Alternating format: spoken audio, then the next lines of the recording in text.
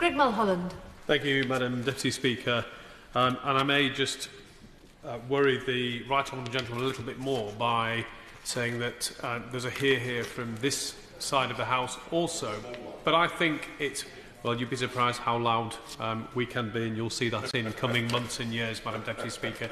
But it is absolutely time to have the debate about the best way to tax our businesses, and equally to do exactly what the government claims it is doing and actually is insufficiently doing so through the changes to corporation tax, which is to support business in this country better through taxation that works, but taxation that also recognises and incentivises business. I make it clear, Madam Deputy Speaker, that the amendment that I am speaking to, Amendment 177, is very much a probing amendment to sweep away corporation tax altogether, and it is very much to try to trigger that debate, a debate that we absolutely should already be happening as a country. But the reality is that the government will continue to argue that a cut in corporation tax will somehow boost growth, but the evidence for a cut below 20% is simply not there, and the government are failing to ask the question whether corporation tax actually works.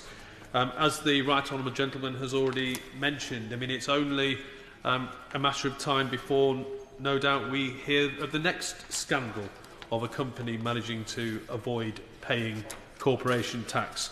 Last week it was Apple's deal with Ireland, a few months before Google, before that Facebook, before that Amazon.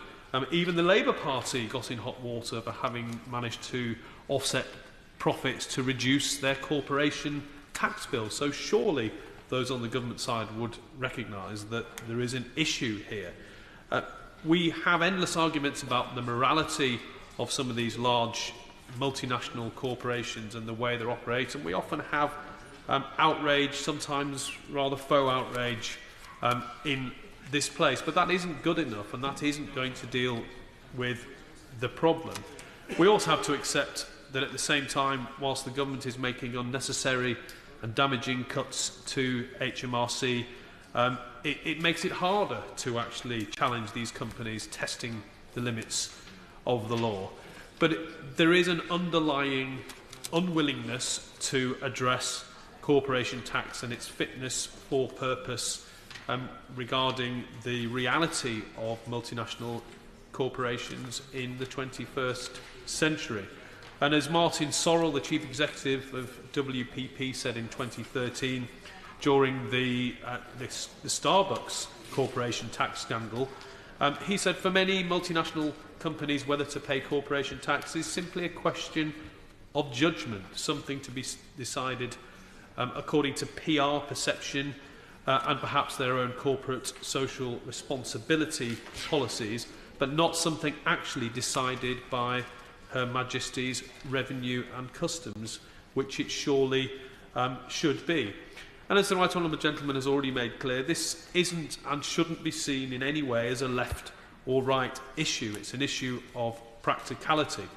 Last week in the Telegraph, Alistair Heath published a piece entitled "The Apple Fiasco Shows Why Corporation Tax is an Outdated Anachronism." As the right honourable gentleman has already said, Lord Lawson famously called for corporation tax to be a tax on revenue rather than profit. Actually, there are flaws with that, but at least he was seeking to challenge this status quo, which surely is outdated. And on the other side of the spectrum, perhaps the Guardian, Oxfam and the excellent Tax Justice Network have all previously highlighted, quite rightly, the ease by which multinationals can avoid corporation tax altogether.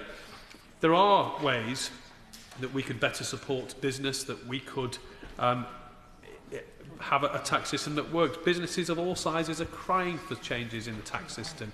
I know many businesses who say the first thing they would like to see reformed is business rates, the second is VAT, and there are industries that provide a huge amount to the British economy and pay a very significant amount of tax that are not being listened to because they are not large corporations. And I give the example of the tourism industry and hospitality, where a change to VAT would have a much greater impact than tinkering with the corporation tax in the attempt to grab the headlines as supposedly supporting business.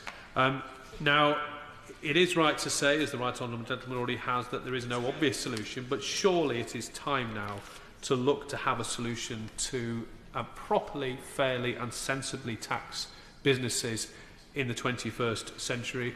My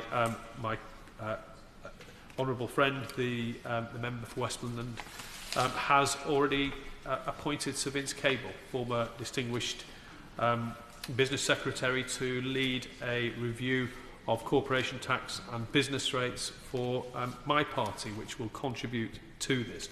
But surely it is the time, instead of simply trying to say that the government are standing up for business, simply having yet more cuts to corporation tax over the next year will not truly deliver that, and it will not deal with the reality that we are not collecting tax in an efficient way from companies who are now run in a very, very different way.